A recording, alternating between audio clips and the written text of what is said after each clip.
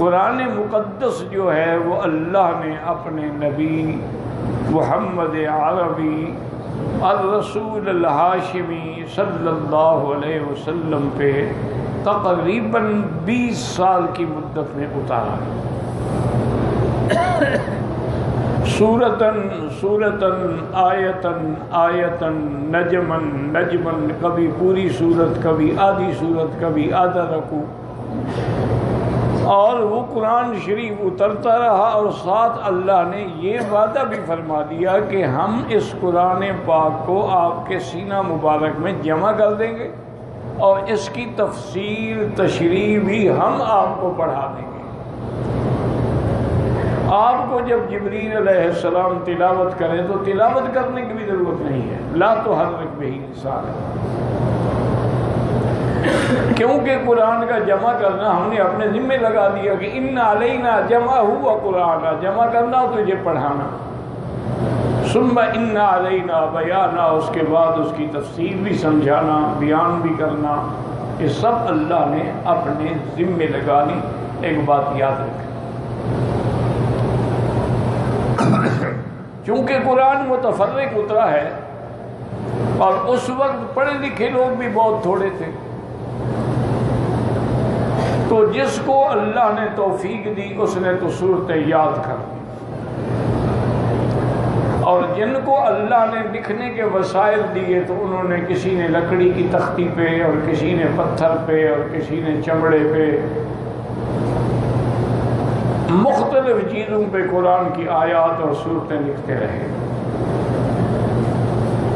حضور کی زندگی مبارک میں قرآن کو ما بین الدفتین جمع ہی نہیں کیا گیا۔ اب حضور صلی اللہ علیہ وسلم کے وفات مبارک کے بعد مسائل پیدا ہوئے، حالات پیدا ہوئے۔ حضور صلی اللہ علیہ وسلم کے 70 قراء ایک ہی غزوے میں، ایک ہی جنگ میں شہید ہو گئے۔ تو سیدنا عمر نے رضی اللہ عنہ نے آ کر سیدنا ابی بکر کی خدمت میں عرض کیا کہ یا خلیفۃ رسول اللہ، ایسا نہ ہو کہ قرآن ہمارے ہاتھوں سے نکل جائے۔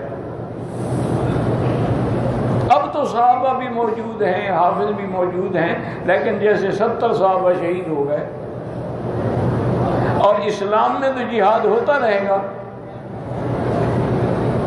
لہذا میرا مشورہ یہ ہے کہ آپ حکم جاری فرمائیں، اور جو صحابہ میں بڑے بڑے قراء ہیں جن کو قرآن پورے کا پورا حفظ ہے، قراتوں کے ساتھ حفظ ہے، ان کے ذمہ لگائیں کہ قرآن کو ایک جگہ جمع کریں۔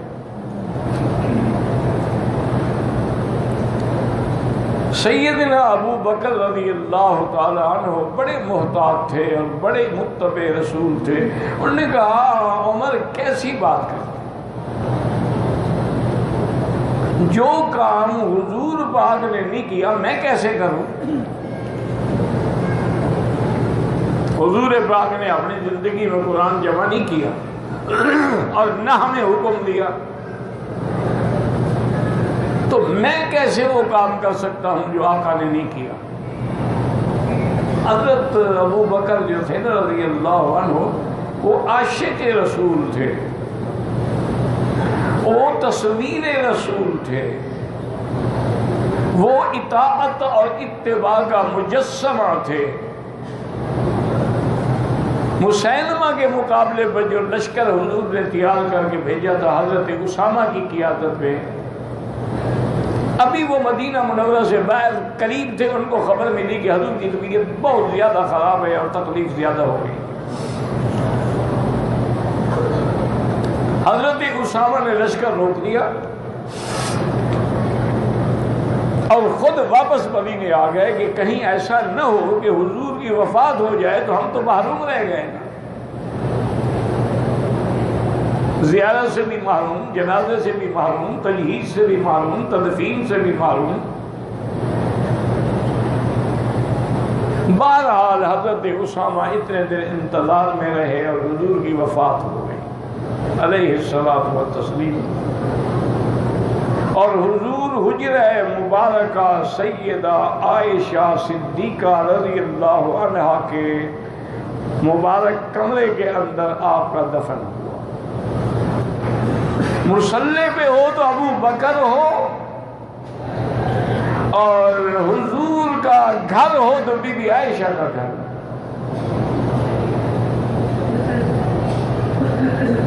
حضور آرام فرمائے تو یا ابو بکر کی گود میں سر رکھ کے یا عائشہ کی گود میں سر رکھ کے۔ یہ اللہ کے فیصلے ہیں، بغض نہ کیا کرے، سمجھا کرے۔ اب حضور صلی اللہ علیہ وسلم کی وفات ہو گئی تو آپ کسی جگہ بھی دفن ہو سکتے تھے، مسجد میں بھی، جنت البقیع میں بھی، جہاں بھی حضور چاہتے۔ لیکن جب صحابہ نے مشورہ کیا تو معلوم ہوا کہ اللہ کا حکم یہ ہے کہ جو پیغمبر جہاں فوت ہو وہیں دفن ہو۔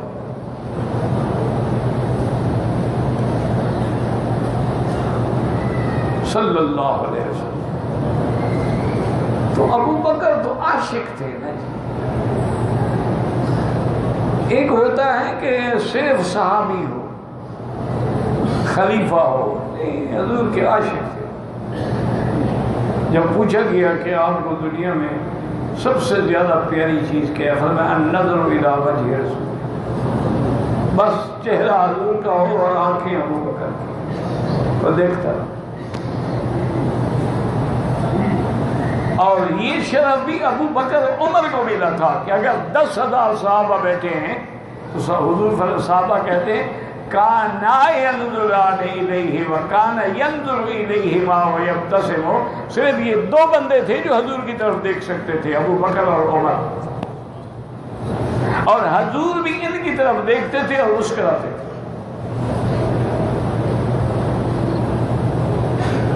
تو حضور کی تجہیز و تکفین اور تعیین خلافت سیدنا ابی بکر رضی اللہ تعالی عنہ کے بعد صحابہ نے مل کر سیدنا ابو بکر کو مشورہ دیا۔ انہوں نے کہا حضور سرکار دو جہاں کی وفات ہو گئی ہے، اور اس وقت حکومت کو استحکام کی اور مدینے میں امن کی اور مکمل کنٹرول کی ضرورت ہے، اور قبائل عرب فتح ہو چکے ہیں، جزیرہ عرب فتح ہو چکا ہے۔ آپ مہربانی کر کے حضرت اسامہ کا لشکر جو ہے نا واپس بلا لیں مدینے، کیونکہ 70,000 صحابہ تھے نا اس فوج میں، بعض کہتے ہیں 7,000 تھا، 7,000 بھی ہوں تو کوئی تھوڑے تو نہیں ہوتے۔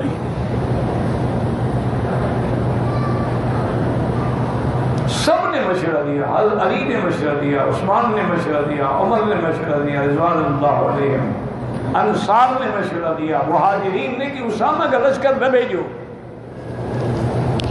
اگر اسامہ اتنی بڑی فوج لے کے مدینے سے نکل گیا تو کوئی دشمن مدینے پہ حملہ کر دے گا، پھر آپ کیسے دفاع کریں گے؟ پتہ ہے حضرت ابو بکر نے کیا جواب دیا؟ کہہ رضی اللہ، جب بھی نام آئے تو رضی اللہ، اور جو نہیں کہتا نا وہ محروم ہے۔ اور ہمارے ایمان کا حصہ ہے کہ اللہ صحابہ سے راضی ہو، رضی اللہ۔ یہ ہم نے نہیں کہا، قرآن میں اللہ نے کہا، ہم تو اسی کو دہراتے ہیں نا۔ کسی آدمی نے امام شافعی کے ایک شاگرد تھے رحمۃ اللہ علیہ، اس سے پوچھا کہ حضرت یہ لوگ جو صحابہ پہ نعوذ باللہ تبرہ کرتے ہیں، ان کی شان میں گستاخیاں کرتے ہیں، الزام لگاتے ہیں، ان کو نعوذ باللہ اللہ خائن اور واسق کہتے ہیں، ان کے بارے میں آپ کا کیا فتویٰ ہے؟ یہ مسلمان ہے یا کافر ہے؟ اور میں دیکھو بھائی، لمبی چوڑی بحثیں تو علماء کا کام ہے نا، وہ تیرے جیسے بندے کا کام نہیں ہے۔ تم یہ بتاؤ، صحابہ سے اللہ راضی ہو گیا یا ناراض ہے؟ بولے گا جی یہ تو بالکل کئی مقام پہ ہے، رضی اللہ عنہم ورضوا عنہ۔ انہوں نے کہا جن سے اللہ راضی ہو گیا تو ناراض ہے، تو خود فیصلہ کر لیں کہ کافر ہے، کیونکہ اس آیت کا تو کوئی منکر ہو گیا نا کہ اللہ کہتا ہے میں راضی ہوں، تو کہتے نہیں میں ناراض ہوں جناب۔ تو اب سیدنا صدیق رضی اللہ عنہ کا جواب سنیں۔ اللہ اکبر، اللہ اکبر۔ اسی لیے میں نے کہا نا یہ عشق کے مناظر تھے۔ ابو بکر عاشق تھا رضی اللہ عنہ۔ صحابہ سے کہا بات سنو، اس لشکر کو کس نے بھیجا، کس نے تیار کیا، کس نے؟ انہوں نے کہا حضور پاک نے کہا خدا کی قسم مدینے میں بد امنی ہو جائے، جنگل کے بھیڑیے آ کے ابو بکر کی ٹانگیں کاٹ کے لے جائیں، میں یہ برداشت کر سکتا ہوں، جس لشکر کو حضور نے بھیجا ہے میں واپس نہیں بلا۔ رضی اللہ عنہ خود گئے، خود اسامہ کو سواری پہ بٹھایا، خود علم اسلام کا پکڑوایا، خود ساتھ چل کے مشایعت کرتے رہے، اور ابو بکر تیرے فیصلے پہ قربان۔ اس فیصلے کا اثر یہ ہوا کہ پوری دنیا میں دھاک بیٹھ گئی کہ مکہ مدینے والے اتنے مضبوط ہیں، وہ تو جہاد کے لیے نکلے ہوئے ہیں، سرکار کی وفات کے بعد کمزور تو نہیں ہو گئے وہ۔ تو اس لیے ابو بکر نے کہا کہ یا عمر، جو کام حضور نے نہیں کیا، قرآن کو جمع کرنے کا مابین الدفتین، ابو بکر کیسے کر سکتے؟ نے کہا حضرت میرا تو مشورہ ہے۔ کہا اچھا ٹھیک ہے۔ پھر سیدنا ابو بکر کہتے ہیں کہ میں بار بار غور کرتا رہا، شرح اللہ صدری کما شرح صدر عمر، اللہ نے میرا سینہ بھی کھول دیا جیسے عمر کا سینہ، مجھے عمر کی بات سمجھ۔ میں نے عمر کو بلایا کہ تمہاری رائے بالکل ٹھیک ہے، ابی بن کعب، زید بن ثابت، یہ بڑے بڑے جو صاحب ہیں سب کو بلاؤ۔ سب قراء کو بلایا گیا، اور حضرت ابو بکر نے حکم دیا کہ ایک ایک آیت، ایک ایک سورت کی بحث کرو، اس کو جمع کرو، اور بین الدفتین ایک مصحف تیار کرو۔